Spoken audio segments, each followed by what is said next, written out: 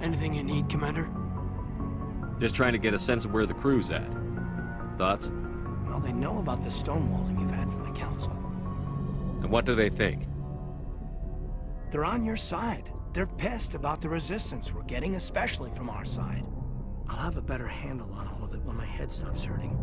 Another L2 flare-up. Anything I can do? No, Commander, it'll settle down. It's rough sometimes, but they spike higher than a lot of L3s. Except for you, of course. Besides, I fared a lot better than some after Kinetics was through. Got a story there, Olenko? You know the records about the biotic trading out on Jump Zero? They're all classified, because the Alliance made mistakes. After first contact, Kinetics was set up to track Element Zero exposures and develop implants for humans. Once we had an embassy on the Citadel, Kinetics could bring in experts instead of taking it slow. Is there some reason we couldn't learn it on our own? They didn't know where to start. Hell, it took a couple of years to even link biotics and EZO. Forget trying to get the kids to move stuff. They had trouble just helping them not break their own limbs. And their choice of teachers didn't help much. The only experts would have to be aliens. Dead on. Turians, actually. That's why Kinetics kept it a secret. They were afraid of what people back home would think, asking the Turians for help when we just fought a war with them. The Asari would have been more acceptable than the Turians. Yes, but the company didn't go through the Citadel. It would have made Earth look weak, so they discreetly hired some Turian mercenaries. Get your knuckles rapped a few times, Lieutenant? Yeah, you could say that. Our instructor was a Turian by the name of Commander Vernus. A real hard-ass. He basically had a free pass to break us if it would turn out a decent biotic. Kind of spiraled from there, Commander. Did he ever face charges for that? He got his, yeah. But like everything else at Jump Zero, it was under the table. The less said, the better. Anyway, this is ancient stuff. I walked it off a long time ago. I should get back to my duties, Commander. We're here to make history, not rehash it. We'll talk another time, Lieutenant. Commander?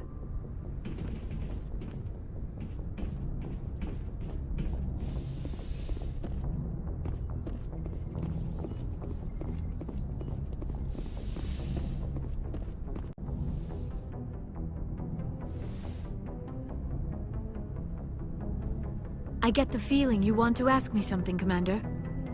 Tell me about yourself, Liara. Me?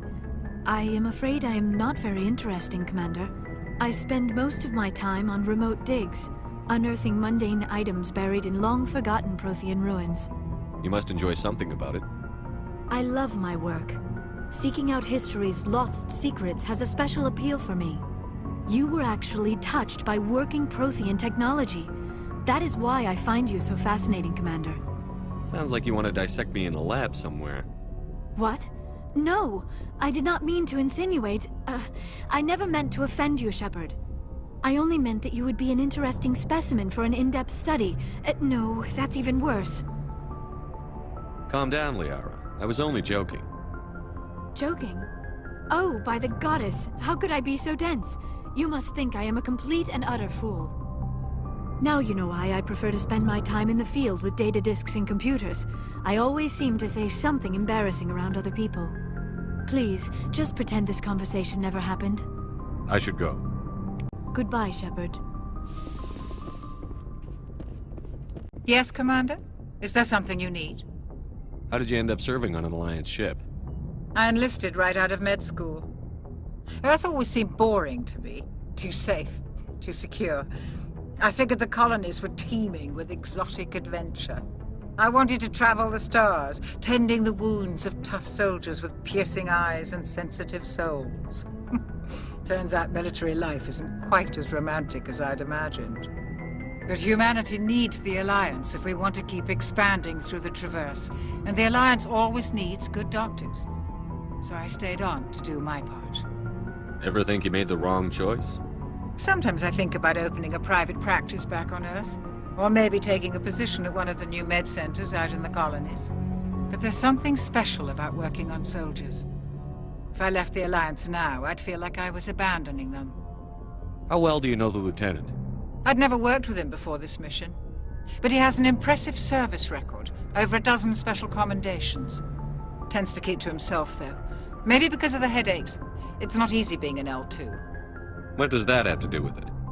Well, most biotics now use the L3 implants. Lieutenant Alenko was wired with the old L2 configuration. Sometimes there are complications. What kind of complications?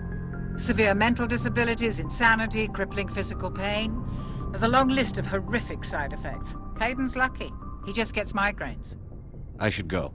Goodbye, Commander.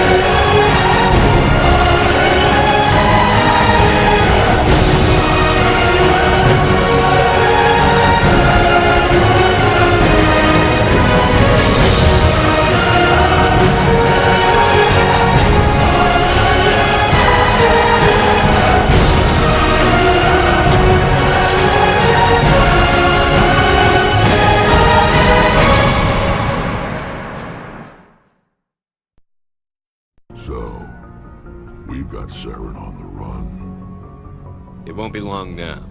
Saren's good, but I'm better. Good? He's rotten. To the core.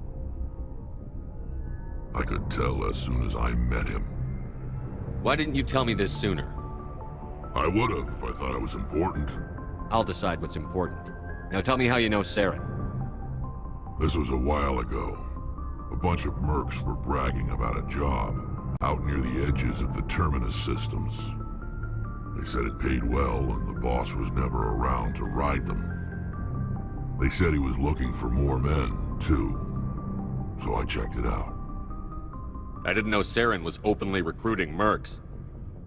It wasn't that open, and he only showed his face once. We'd been raiding ships in the area for months when we took out this massive cargo freighter. Our biggest haul yet. I was on board checking bodies for valuables, looking for some extra credits. That's when I saw him. What did Saren want with the ship? I don't know what he wanted. He was just moving through the ship, watching.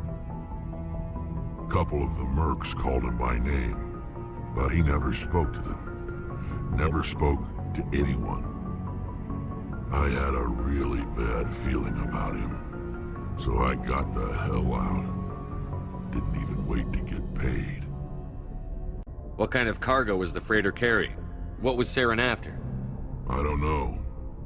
All I saw on that ship was food and medical supplies. There were some basic weapons, but nothing big. If there was anything of value on that ship, I didn't see it. That's why I didn't mention it sooner. Whose ship was it? It was a Volus trading vessel. Big one. Lots of guards. But they were no match for us. That's the only time you saw him? Yeah. Didn't even know who he was. Still wouldn't if I hadn't joined up with you. But my instincts were right. Every other merc on that mission turned up dead within a week. Every damn one. So long, Rex. Shepard. Oh, before I go, you said you're serving with Commander Shepard now? We saw him on the news here.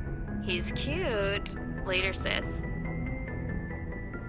Tell me you didn't hear that. Your sister, I assume? Until I get home and kill her.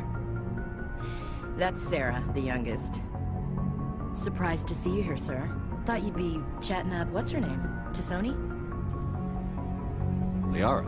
Why would you think that? Scuttlebutt says you got a bit of a thing for her. I could understand why. The crew's off limits with the regs against fraternization. And at least she looks like a woman. You think I'm interested in Liara because she's the only one I'm allowed to date?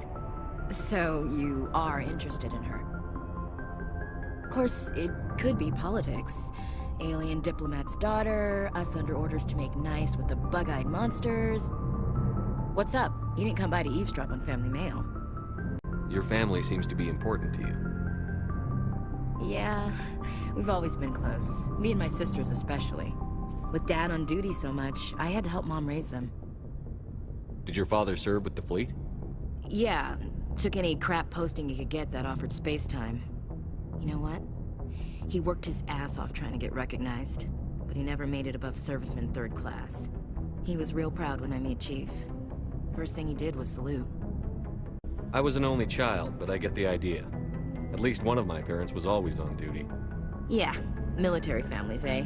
With schedules like that, it's a wonder we ever have kids anymore. Things were tense between Sarah and me for a while. Then we bonded. Sounds like your father wasn't around much. Wasn't your family stationed near him? Dad always wanted to serve in space, but he wanted us to have real ground under our feet. He'd say, space is beautiful, but you can't raise a family there. I cannot rest from travel. I will drink life to the lees. All times I have enjoyed greatly, have suffered greatly, both with those that loved me and alone.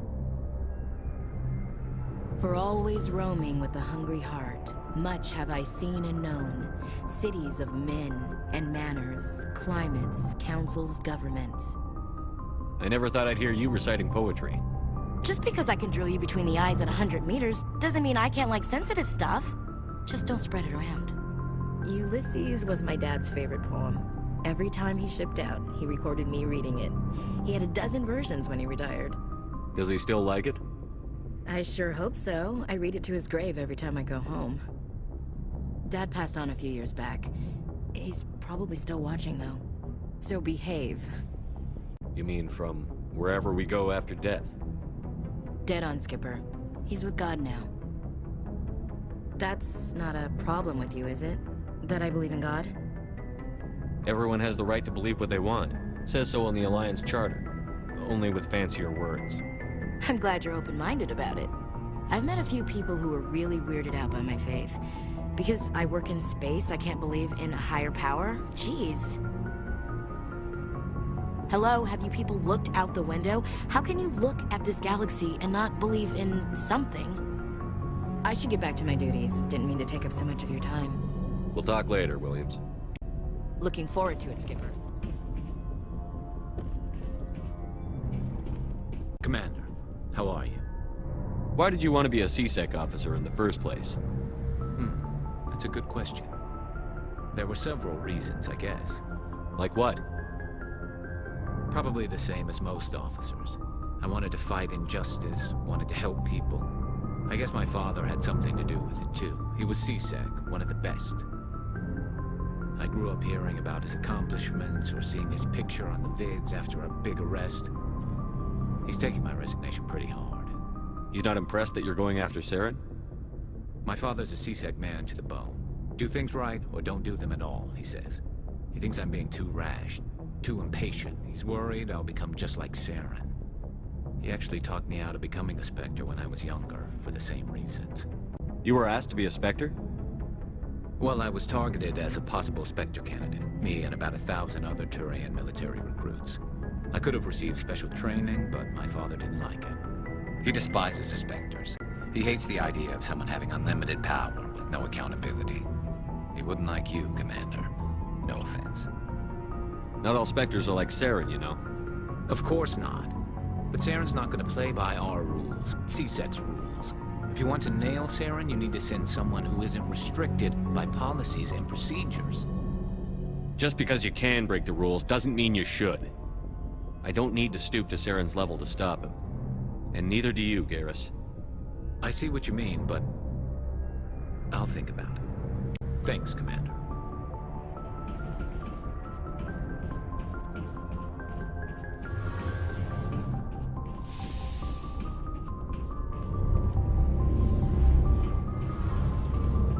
Oh, hello, Shepard.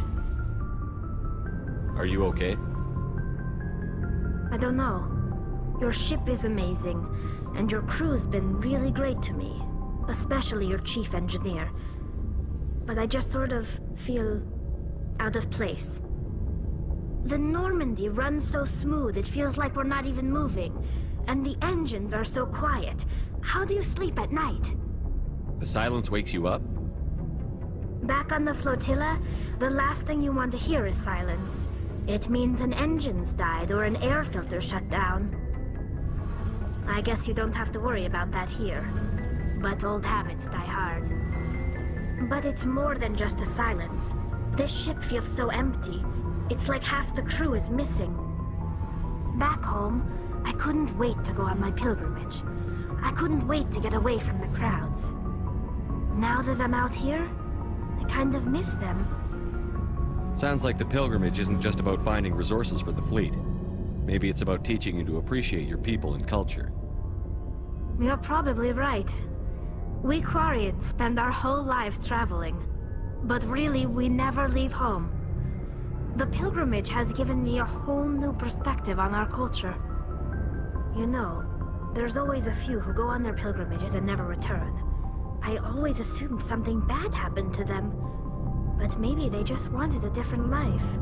You do plan to return to the migrant fleet, right? I could never abandon my people, Shepard. I will go back eventually. But we have to stop Saren first. Otherwise, I might not have a home to go back to. I should go. See you later.